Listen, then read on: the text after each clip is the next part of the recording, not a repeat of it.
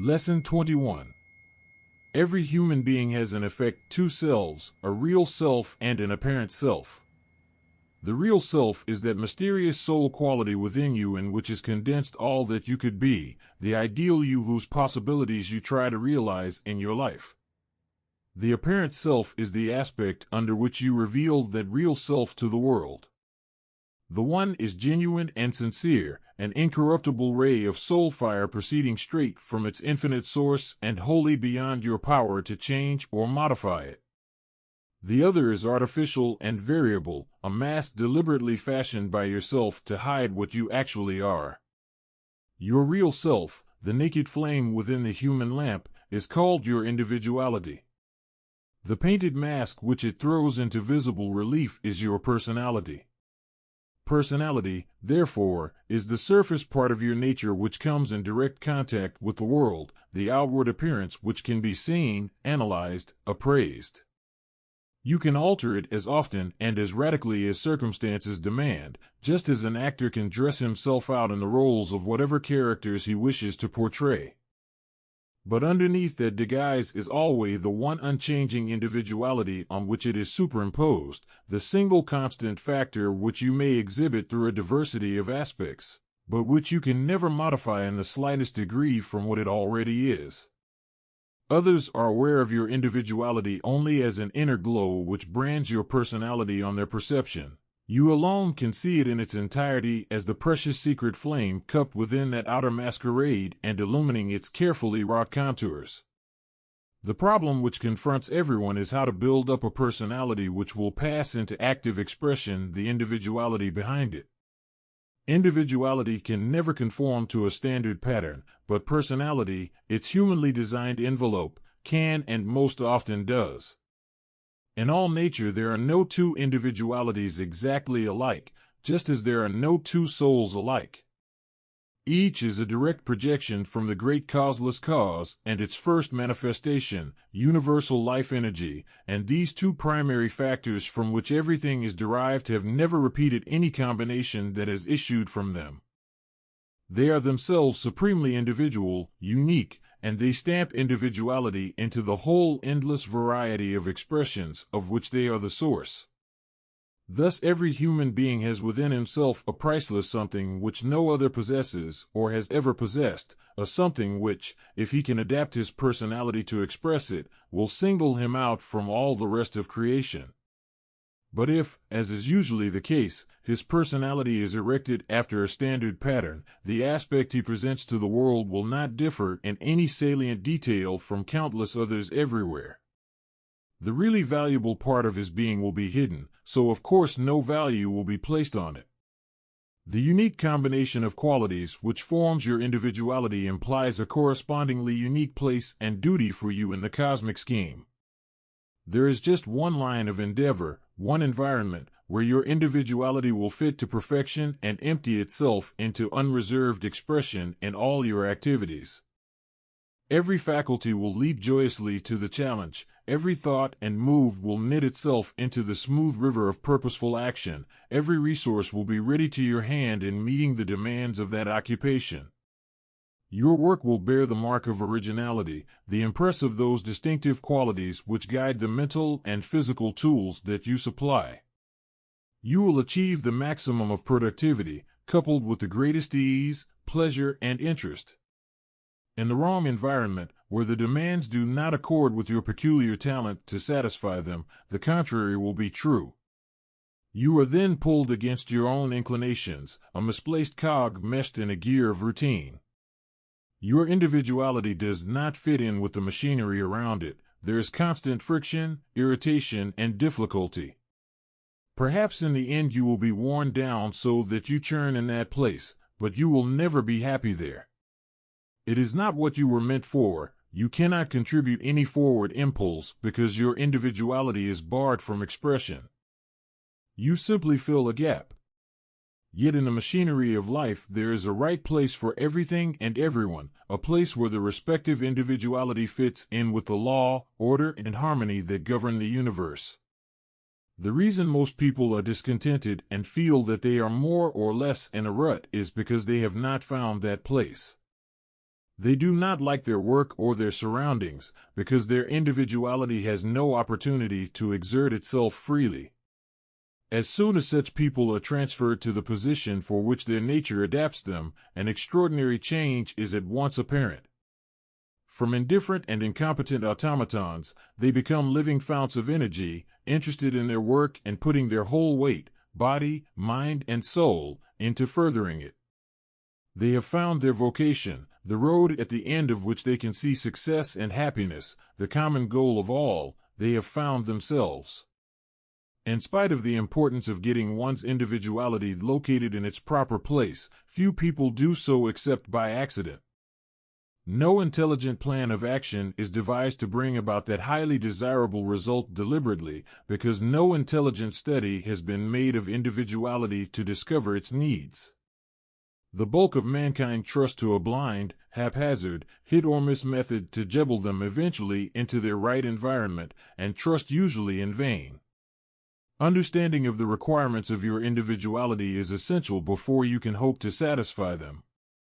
This understanding can be obtained only through self-knowledge. The time you devote to study of your own real self will lavishly reward you throughout the whole of your life in the expansion, unfoldment, and progress to which it is the key. Therefore, face yourself squarely and frankly with the question, what am I? What are my qualities and shortcomings, my inner abilities and the faults that blunt them? It is futile, in this analysis, to look at yourself through rose-colored spectacles. You are the only one who can see the bare, unvarnished truth, and you are the one to benefit from it. Therefore, there is no excuse for self-deception. By indulging it, you merely destroy your own purpose.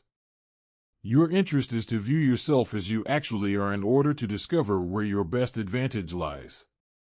By trying to soften the blow, you simply introduce the same insurmountable obstacle which has hitherto barred your road to health, success, and happiness. The basis from which to proceed if you intend to get a true estimate of yourself is the four square of life, mind, truth, and love. Energy in prosecuting the search, combined with intelligence in directing it, will carry you along the main load, so to say, while a genuine desire to realize on those inner treasures will sharpen your perception to discriminate the true from the false. The four square is the sieve into which you pour the mingled good and evil of which the human you is the product. What is sifted out of that composite is the pure metal of individuality which you seek. Especially will you be struck by the amount of negative which you will uncover in that search. The rare gleams of wholesome aspirations and desires, latent ambitions of which you were never aware before, will seem poor pay for the precious quantity of dross in which they are buried. Yet they are the precious particles to be gathered together and brought out.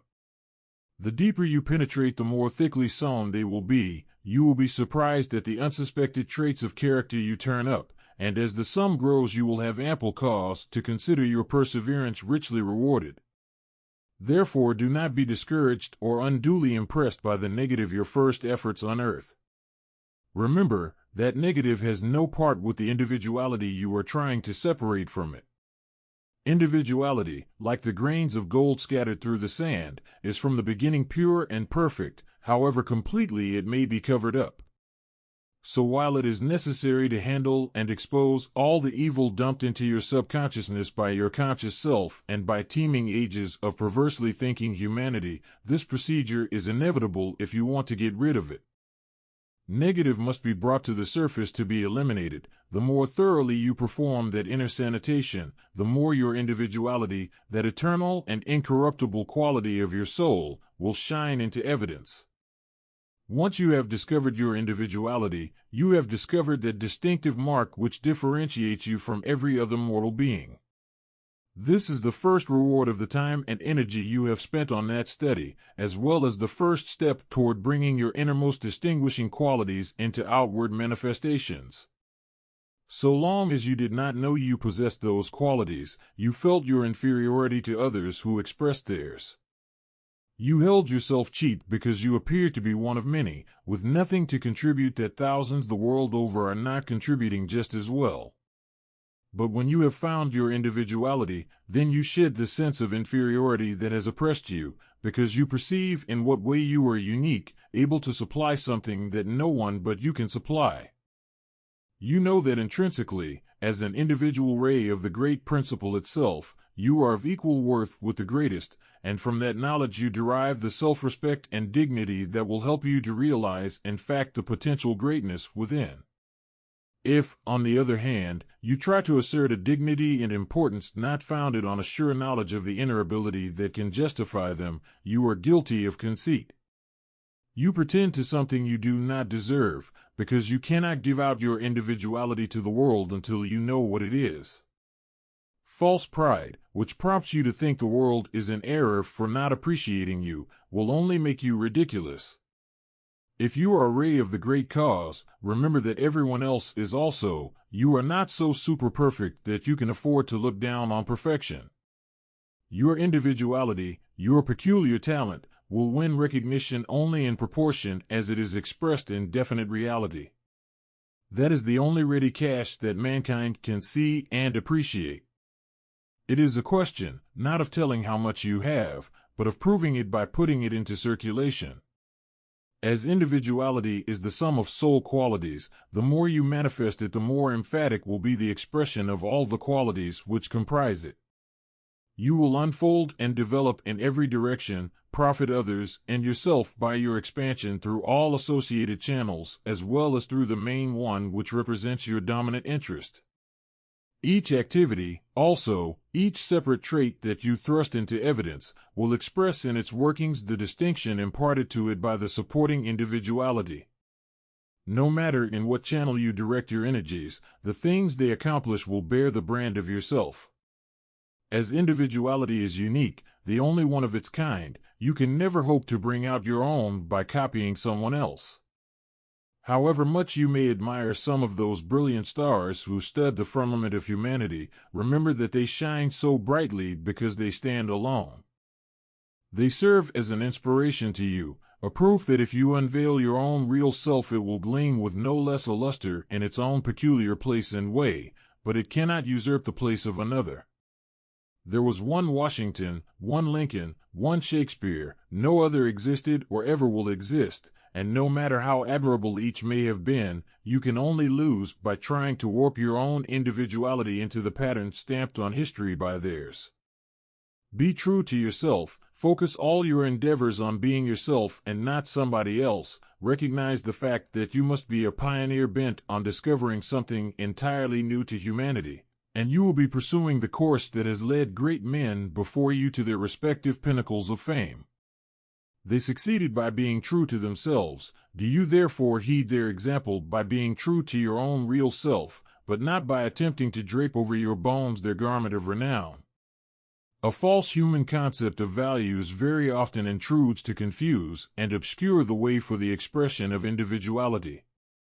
The demands and problems of modern life are infinite in their variety and complexity, but some are invested with a dignity that is not attributed to others. Thus teaching or preaching are considered activities of a lofty character, while street cleaning and similar occupations are despised. To the human eye, constrained to judge by appearances, it naturally seems great to be at the head of a country and mean to toil as a common laborer. Yet the human eye, if it could penetrate to the causes back of visible effects, would find itself very much mistaken. The position one occupies is of consequence only as it provides a suitable channel for the expression of the individuality directed into it. A man whose particular qualities fit him for clean streets or performing manual labor works out his destiny just as nobly along that line, advances just as far in his own inner unfoldment as the man whose talents equip him to govern a nation. But reverse the positions, let the borrowed glory of a crown illuminate the brow of him who is by nature a laborer, and a shovel burden the hand born to wield a scepter, and one will be no less unhappy and incapable than the other. The soaring intellect withers at the end of a spade, the lusty arm fumbles the delicate threads of diplomacy and intrigue. It is never the office which makes the man, but the man who exalts or debases the office. Enlightened ones perceive the real king in him who perfectly controls the kingdom of his inner self, whether his outward dress be patched overalls or royal ermine. The slave enthroned, commissioned to rule others yet ruled himself by his own evil passions or the evil influences around him, is no less a slave for all his outward pomp and authority. He has experienced less actual independence than the humblest and most lowridden of his subjects, though he does not recognize the laws himself. Independence consists in the sublime faculty of availing oneself of the humanly constructed machinery of civilization. Man is born into a world of existing laws, both social and natural. Abuse of these laws stunts development and circumscribes activities. It is a tacit admission of the superiority of man-made rules to the immortal soul. Only when individuality pours itself into the established channels and adapts those channels to its expression, makes use of them to manifest itself, is it really free. Otherwise, when it is choked back and overwhelmed by laws, diverted into wrong channels, it is a weak slave. Real brotherhood between men and nations will come only when humanity understands this and dissolves in the light of that knowledge the social barriers which now distort and obscure their vision. National pride will crumble as personal pride melts away. Individual dignity will stand up in place of conceit, prejudice, and envy. Peace and goodwill, born of growing mutual respect, will prepare the way on earth for the reign of love. A nation is the sum of the people who comprise it. This ideal cannot be imposed upon it from without, but must take form in the individual hearts and understandings before it will emerge into evidence as an accomplished fact on the large scale. Realizing that when you have found your individuality you have found your independence, never be afraid to stand solidly for your convictions. Never compromise with that which you know and feel within yourself to be wrong. To deviate in any degree from the direct line, to flinch, pretend, or falter, is to sacrifice by just so much the respect and confidence of others. Love is based on respect, the unconscious appreciation and desire for something better, but it can only be inspired by showing that something better. Give your best to the world, and the world will give its best back to you. However great or humble may be the people with whom you come in contact, however debased or honored among men, their outward dress of mingled good and evil bears one perfect core, one pure soul ray from the infinite itself. Like attracts like, all aspire, even though dimly, to the highest, and all respond with that better part of their being to the highest manifested through you. Therefore, under all circumstances, wherever you go, whomever you meet, let your individuality shine frankly forth by observing the single vital principle it implies, to be wholeheartedly, sincerely, and joyously yourself. Humanity, in the present period of its development, is manifesting the two opposite poles of standardization and individualization. Standards, ideals expressed in a uniform fashion, rule in nearly every aspect of modern life. Standard time, standard measurements, standard laws, rules, manners, automobiles, houses, clothes, etc., strip human existence of much of its complexity and spread abroad advantages which might otherwise be restricted to their originators. It is always the best forces of the world that produce these standards and establish them as definite patterns to be accepted and lived up to by the great mass of the people. This tendency to warp natural individual traits into a common mold seems to work directly against the expression of individuality, yet that is not so. Standardization is a necessary step in the evolution of humanity, a human device by which the majority are helped upward along the difficult road of progress toward their respective goals.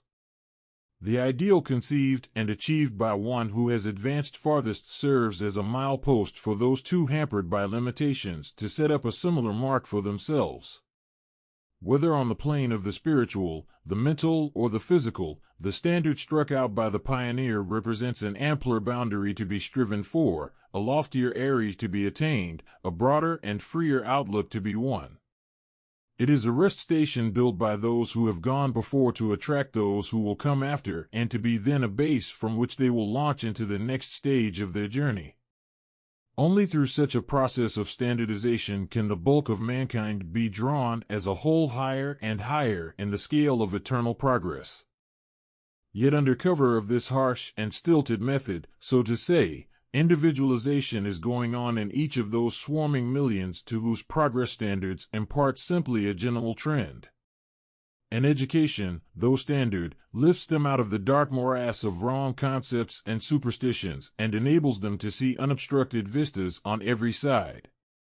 Better living conditions and material means teach them that still better ones wait within reach a little further on. They demand more and receive more, enjoy an increasingly greater mental freedom, and cultivate a keener appetite for improvement the more they improve. Progress, even though artificially stimulated in this way, unfolds the qualities latent in individuality, just as natural unfoldment of individuality is bound to result in progress. Like cranking an engine, standards simply start a movement that, once going, will continue under its own power. Slumbering forces begin to awaken and stretch, long dormant ambitions stir out of their age-old lethargy, and a distinctive identity grows out of level monotony as stars out of the darkening sky at evening. The soul is at last coming into its own. The widespread emergence of individuality throughout the mass of people today is apparent in the disquiet that has broken like a rash over the whole face of the earth. Human beings are so unruly, so difficult to manage, so unwilling to bow their heads to sheer force, because their awakening individuality is no longer content to drowse peaceably in the shade of established conditions. The Great War pricked it into action first, opened its eyes to nobler perspectives ahead which now beckon it on. One of the great signs of modern times is this unrest, because it signifies progress. Yet a danger also lurks in that new freedom. Very often, when obtained, it is misused because those who have won it let their aspirations outrun their knowledge. To desire something which is beyond one's knowledge how to handle, and to use freedom as a club to get it, changes that freedom from a blessing to a curse. It becomes license, tyranny, oppression, anarchy, anything but freedom and anything but good and constructive. Freedom means unfettered constructive activity, complete liberty in everything that is right and that therefore does not infringe on the rights of others. Real freedom cannot harm anyone else. It cannot be obtained at the expense of others. It can help others by pulling them sympathetically out of their shell of limitations and up to its own unrestricted level, but it does not depend on them for its own existence. It springs only from a strength developed within, never from authority conferred from without. The formula for freedom is conformity to natural laws. The law of the universe, called the Great Law, from which all subordinate expressions are derived, is the essence of the positive. To govern oneself according to it is to advance always toward unlimited power, to oppose it is to manufacture your own limitations. The Great Law represents what people have to live up to if they want to attain perfect freedom. Human laws represent the tools which that freedom, once attained, enables them to use constructively in their activities. Ignorance of laws, human or natural, is no excuse for their violation. The legal machinery which different countries, governments, and organizations build to direct and control the body under them are the expression, though sometimes perhaps crude and clumsy, on the physical plane of laws already functioning on the higher planes. To transgress them is merely proof that you are incapable of fulfilling the greater laws behind them. You can reach the highest only through a natural process of growth through the lower conditions leading up to it. Therefore observe human laws to the best of your ability, and you will be working your way along the only right road to the real freedom they imply. Observe them intelligently, making use of them when necessary as well as submitting to them, and you will have taken your first great forward step. You will learn that your individuality dominates outside rules and laws that would otherwise appear to limit it, that you are the stronger because you adhere to and use them. And you will understand that this lesson applies equally well where the Great Law also is concerned. Individuality is the abiding place of freedom. The more strongly you manifest your individuality, the greater will be the freedom you will experience. You will achieve through your individuality the success and happiness which form the purpose of your existence, and you will inspire love and respect the more successful you become. People value freedom above all else. No more magnetic power of attraction could exist than the sense of freedom which your individuality radiates from all your practice as usual the star exercise morning and evening, with relaxation, silence, and the continual mental contact with universal life energy.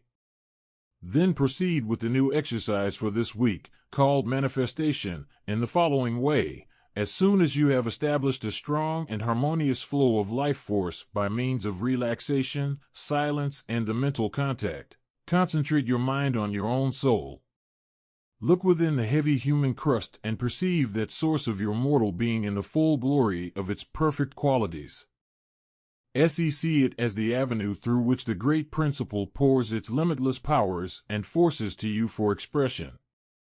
Try to understand the boundless resources of strength it brings to you to be used on every plane. Realize the measureless scope of universal forces which it focuses on you to be translated through your activities into actual manifestation. Penetrate the deceptive shell of your personality and discern within it the pure essence of your own soul.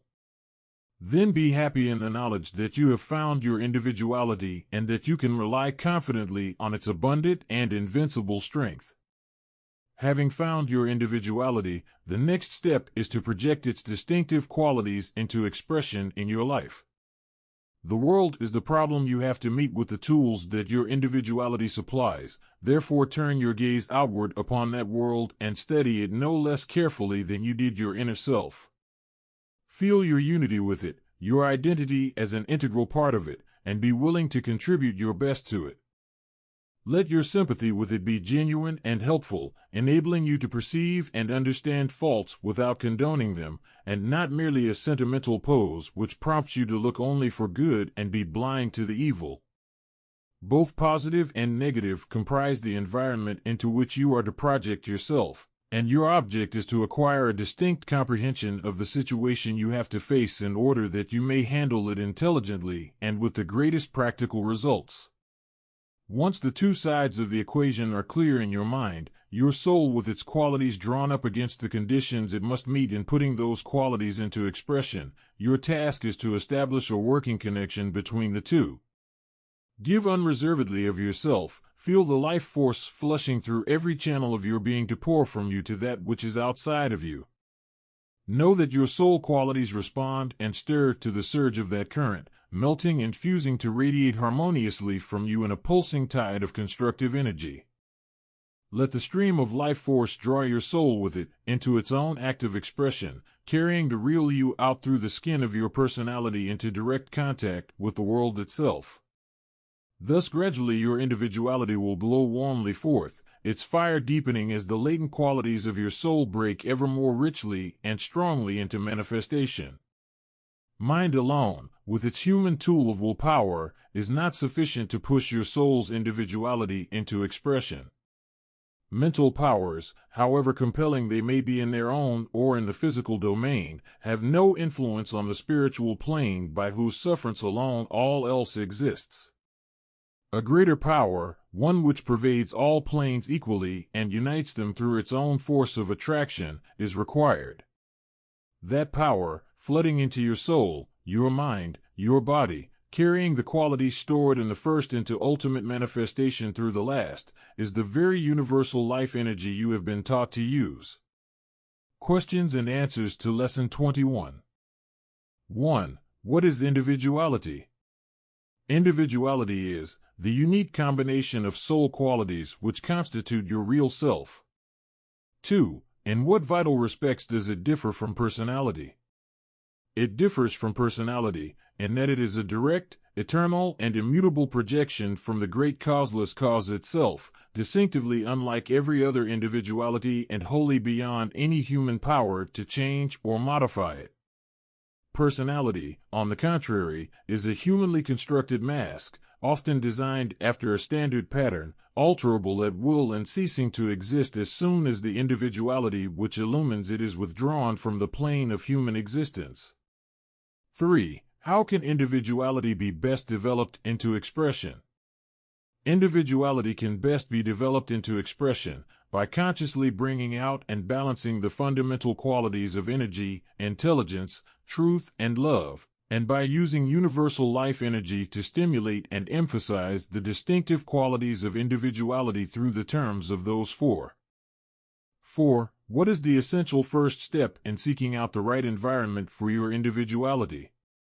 The essential first step in seeking out the right environment for your individuality is to analyze yourself for the distinctive individual qualities you possess, discovering first your needs there, and then with the help of universal life energy to attract from outside the proper opportunity for satisfying those needs. 5. How is self-knowledge to be acquired? Self-knowledge is to be acquired by using the four square of life, mind, truth, and love to sift out of your composite human self the real self within it. 6. How can the example of great men help others to bring out their individuality? The example of great men can help others to bring out their individuality by serving as established proof that it can be accomplished, not by imitating someone else, but by simply being yourself. 7. How is the value of the position occupied by any individual determined? The great value of the position occupied by any individual is determined by the degree to which that position challenges the exercise of the particular individuality which fills it. 8. Of what does independence consist? Independence consists in the inner strength imparted by individuality to make constructive use of existing laws instead of evading or violating them. 9. When will the ideal of real brotherhood between men and nations be possible of achievement? The ideal of real brotherhood between men and nations will be possible of achievement when man's individual and fundamental freedom will be understood and respected. 10. What is the purpose served by standardization in relation to individualization? The purpose served by standardization in relation to individualization is that it draws the bulk of mankind to a higher common level from which they can launch more easily into the development of their respective individual traits. 11. What is freedom? Freedom is unfettered constructive activities in accordance with natural laws. 12. How can freedom be obtained? Freedom can be obtained by developing into ever stronger expression your individuality.